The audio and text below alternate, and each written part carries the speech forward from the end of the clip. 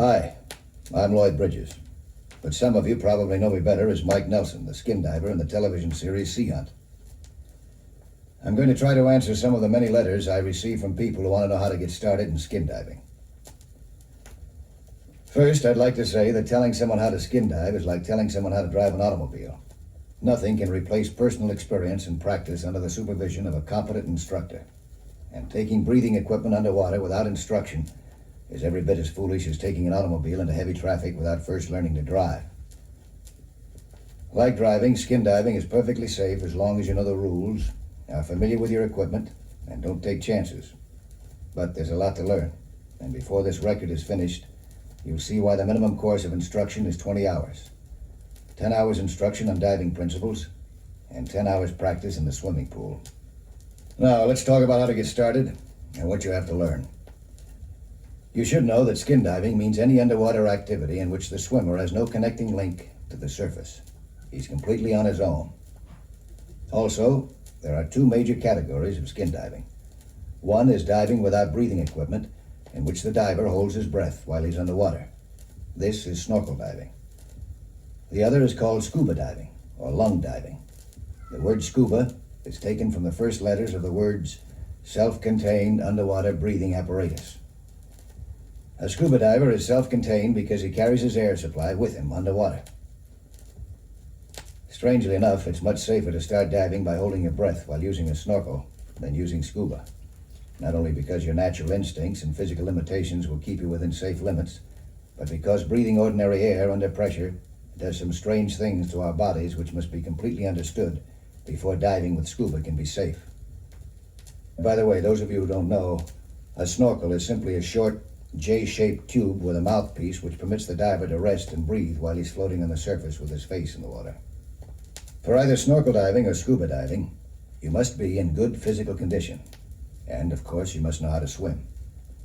So before rushing out and buying a lot of diving gear or signing up for an instruction course, be sure to have a doctor check you over first.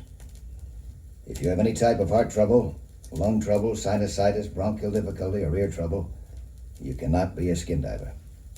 The reason is simple. Air is forced into and out of a diver's body cavities, similar to inflating and deflating a balloon.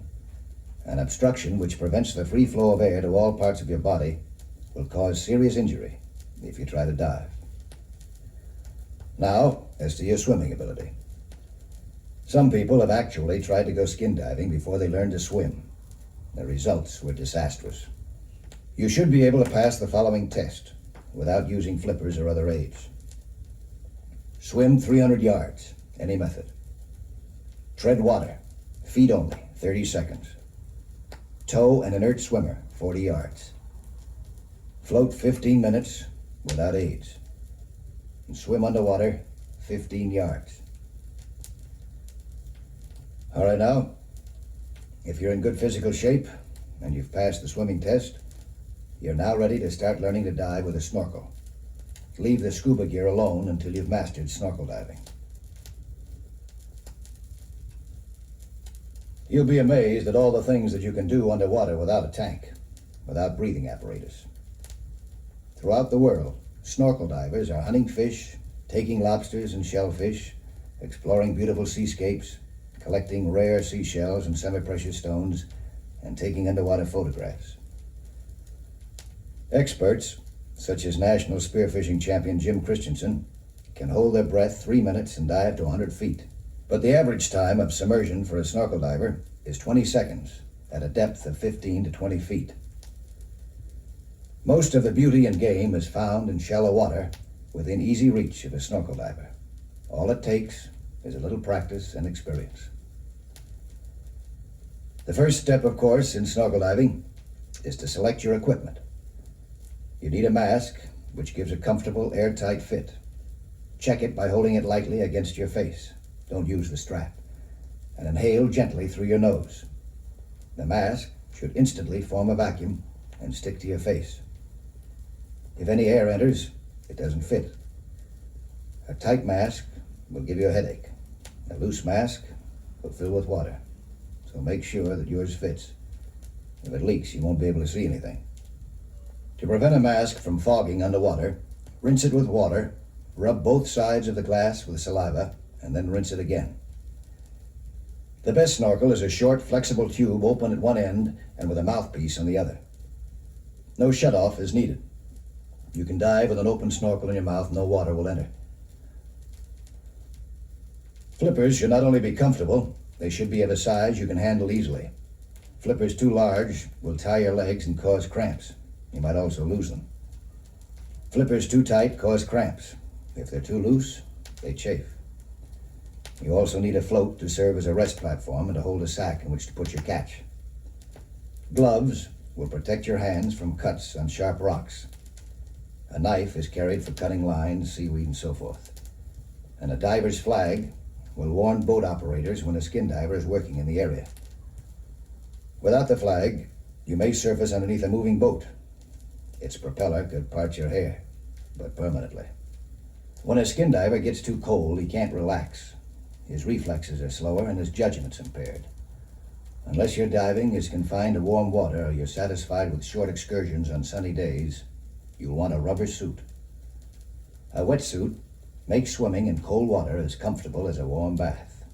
It permits diving in all kinds of weather at any time of year and for as long as you care to stay.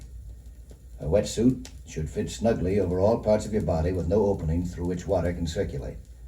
This usually means a tailor-made suit, but try on a ready-made one first.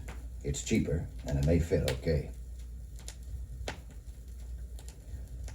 A wetsuit has dry air trapped in the material and is too buoyant to permit diving unless weights are worn. The amount of weight varies with each individual and can be learned only through trial. When properly weighted, you'll have a neutral buoyancy at a depth of around 10 feet. It's extremely important that your weight belt be equipped with a quick release buckle which can be operated with one hand. In case of serious trouble, you should be able to drop your weights instantly. The last, but probably the most important item on your list is a diving buddy. Never dive alone. Don't let the fact that I often dive alone on my television series fool you. I have to get into some kind of trouble or there'd be no story. And how could scriptwriters get me into so much trouble if I were never alone? You are not trying to get into trouble, so take a buddy. Now let's assume now that you've purchased the proper snorkel diving equipment. The next step is learning to use it properly. Take your equipment to a swimming pool or a lake or a pond where the water is clear and quiet. Practice with it until wearing diving gear is almost as natural as wearing a pair of shoes. Learn to take your mask off and put it on while treading water. Then learn to clear it of water while you're submerged. The easiest way is to look up at the surface, exhale through your nose, and tip the bottom of the mask away from your face, then let it seal again. Don't quit exhaling until the mask is sealed, or it'll fill with water again. Practice breathing and diving with a snorkel until it's automatic. Dive with a snorkel in your mouth, then surface and blow the water out without raising your head. With practice, you can tell the moment the tip of the snorkel breaks the surface. Now remove your mask and try swimming with your face in the water and breathing through the snorkel. It can be done as long as you're facing the bottom. This trick will prove invaluable if you're using scuba in deep water and should lose or break your mask. Don't worry if your ears hurt when you're beginning to dive. This is not unusual, and the trouble will disappear as you continue to practice. Ear pain is caused by a blockage of the tiny tube leading from your throat to a space in back of your eardrum. If no air can reach this space, water pressure pushes against your eardrum and causes pain. Try opening the eustachian tube by holding your mask tightly against your face and blowing through your nose. Or try swallowing and blowing alternately. If this doesn't work, try holding your nose and blowing against the pressure. You can usually tell when your ears clear because they'll pop as the air enters. If none of these work, quit diving until you see a doctor. Never continue deeper after you feel pains in your ears or any part of your body. Even if you don't rupture an eardrum, you'll make your ears so sensitive they'll hurt in every dive. Pressures must be equalized as you descend. With continued practice, your eustachian tube will be trained to open almost as soon as you submerge. Never use earplugs. They prevent pressure equalization and can cause ruptured eardrums. Sinus cavities above your nose also give a lot of trouble, especially during or after a head cold. So never try to dive while you have a cold. Even if you can temporarily clear your ears and sinus enough to permit diving, the pressure will drive germs into the middle ear and sinus and may cause serious infection. There are a few tricks to holding your breath, which will help you stay under longer. One is called hyperventilation. This big word simply means breathing in and out rapidly and forcefully to clear dead air out of your lungs. With fresh air and oxygen in your bloodstream and lungs, you don't feel the need to take a breath as quickly. But don't overdo it. Carbon dioxide in your bloodstream triggers the desire to breathe. If the level of carbon dioxide is lowered too far, you can black out before you know you need air. A few divers have drowned because of this, so don't overdo the hyperventilating bit. And always keep a slight reserve of air time in case of trouble on the way up. When you've practiced with your snorkel diving gear until you know how to handle it easily, you're ready to try snorkel diving in the ocean, lake, or river. With some type of spear gun or hand spear, you can hunt fish underwater. Or in the ocean, you can hunt lobsters and shellfish. You can even collect rare seashells and semi-precious stones when you've learned to recognize them and know how to prowl the bottom. Or you may just be satisfied with the fun and excitement of drinking in the beauty of submarine gardens and prowling the bottom of submerged caves and crevices. Whatever you undertake, learning to snorkel dive will teach you what you can accomplish without air. Then when you take up scuba, you're far less apt to panic if something goes wrong. There are two major types of scuba. One is called closed circuit because oxygen is rebreathed over and over again by the diver. The other is called open circuit because each breath is exhaled into the water. Closed circuit units utilize pure oxygen, not air. Pure oxygen is poisonous to the human system when breathed under twice atmospheric pressure. This is equal to a depth of only 33 feet. Oxygen also may cause a sudden blackout in very shallow water. For these reasons, the closed circuit units are not suitable for skin diving and are never used by sport divers. Open circuit units utilize ordinary air compressed to approximately 2,000 pounds pressure. The air is carried in steel cylinders of various sizes and shapes, including double and triple tank units. The capacity of your cylinder determines the time that you'll have underwater, and the capacity is measured in cubic feet of air. The average skin diver uses air at approximately 1 cubic foot per minute while he's on the surface, and all the measurements of cylinder time are based on this figure. For example, the standard single cylinder contains 70 cubic feet of air when full, and it'll last approximately 1 hour near the surface. But determining diving time is not that simple, as you'll see in the section on the diving science. The depth of a dive and the pressure in the tank both help determine how long the air will last. Your cylinder valve should have a positive air reserve which will warn you when your air is almost gone. High pressure air from the cylinder is automatically reduced to breathing pressure by a regulator. All scuba regulators are designed to provide air at breathing pressure in any depth of water. They automatically balance the air you breathe to equal exactly that of the surrounding water. If they didn't, you would either get a blast of too much air, which could rupture tissue, or breathing would be so difficult you'd be constantly starved for air. Selecting a diving regulator is similar to selecting a camera. Each has refinements of operation which appeal to different divers. It's best for a beginner to rent several different types before deciding which one he wants to buy. With scuba diving, you'll need a pressure-proof watch to keep track of the time you're underwater, and you'll need a depth gauge to measure your depth. Both are extremely important for safe diving, so be sure the ones you select are accurate and can be read in dim light. A compass is useful but not absolutely necessary. Underwater, you can't tell which direction you're traveling without a compass. If the work you're doing requires accurate direction, then you'll need one. An inflatable belt, vest, or pack should be carried with you underwater. They're usually inflated by rupturing a cartridge of compressed air and have a multitude of uses. Some of the most common uses are as a marker buoy, as an emergency float, floating heavy objects to the surface, and on the end of a harpoon line when hunting big fish.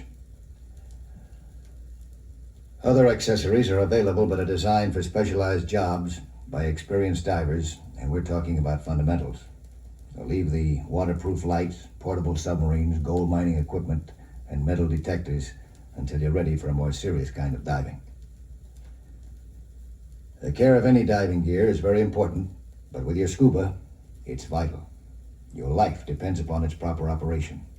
All equipment used in salt water must be thoroughly flushed with fresh water immediately after use. Also, rubber goods and high-pressure cylinders should not be left exposed to hot sunlight.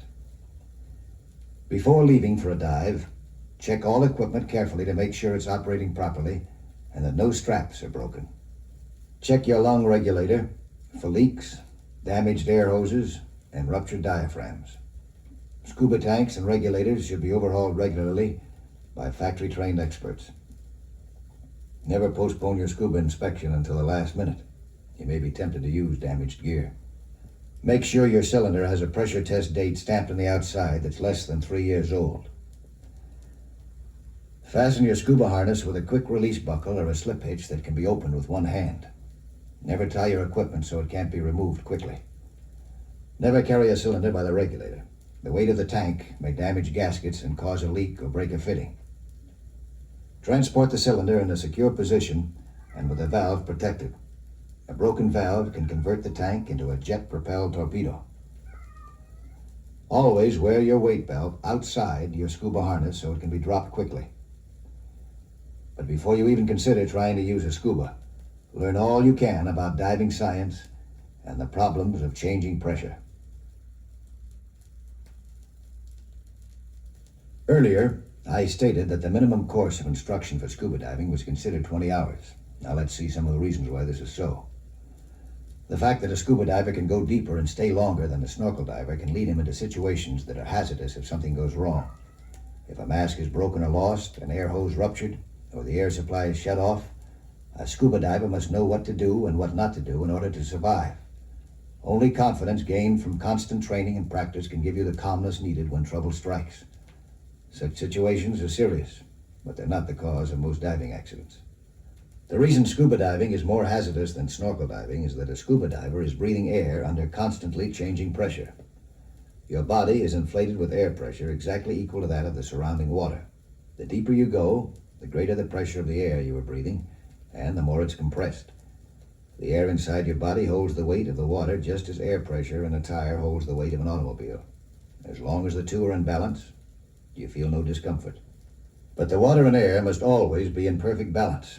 Otherwise, you get a squeeze from too much water pressure or a rupture of tissue from too much air pressure. Such a squeeze or rupture can cause an injury, and it can be fatal. The seriousness depends upon the organs affected and the action of compressed air inside your body. You don't have to be deep to get into serious trouble with a scuba.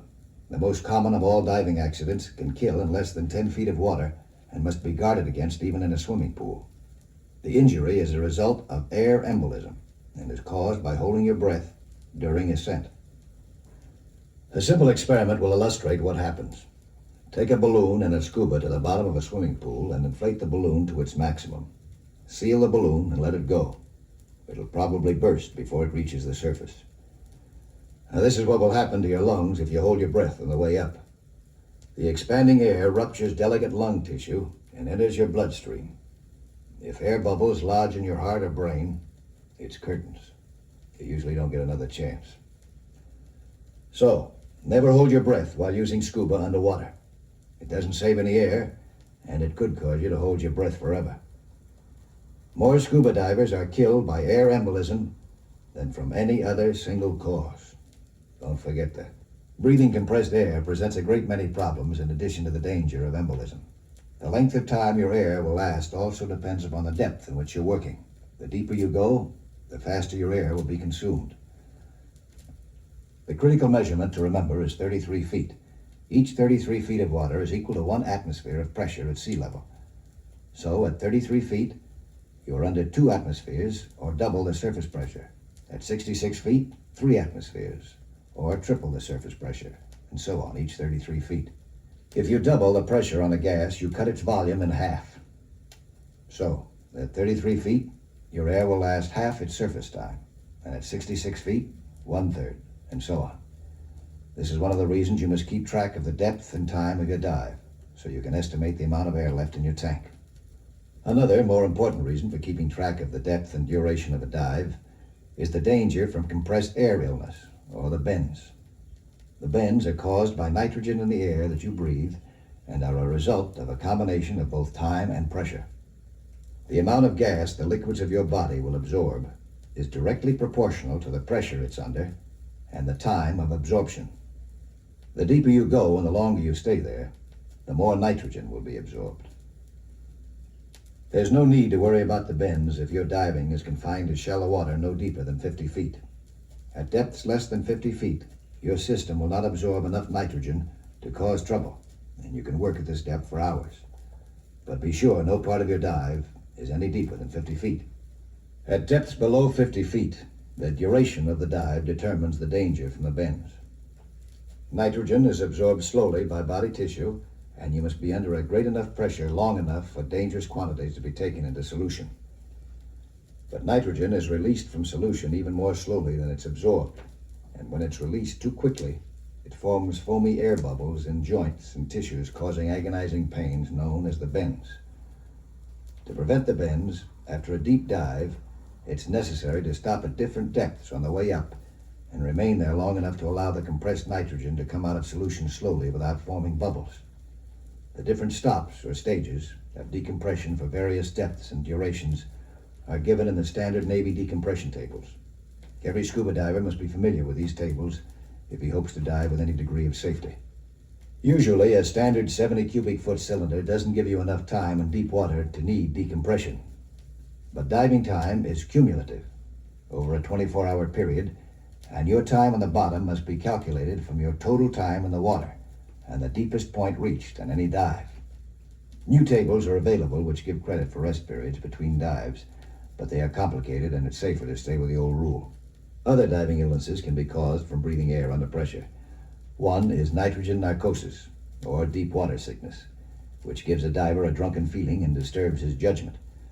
This illness is usually encountered only in deep water and should be of no concern to a novice.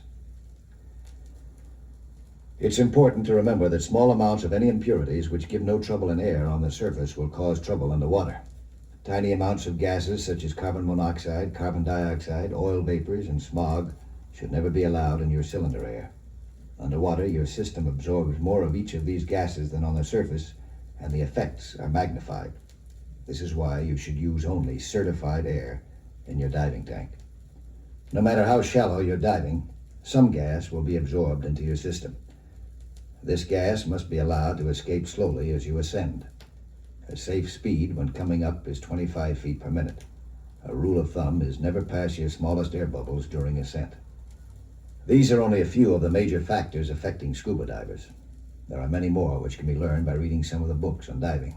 My own book, Mask and Flippers, published by Chilton Company, is available in most libraries, and it not only gives the safety rules, but it tells how they were learned, the hard way, through bitter experience.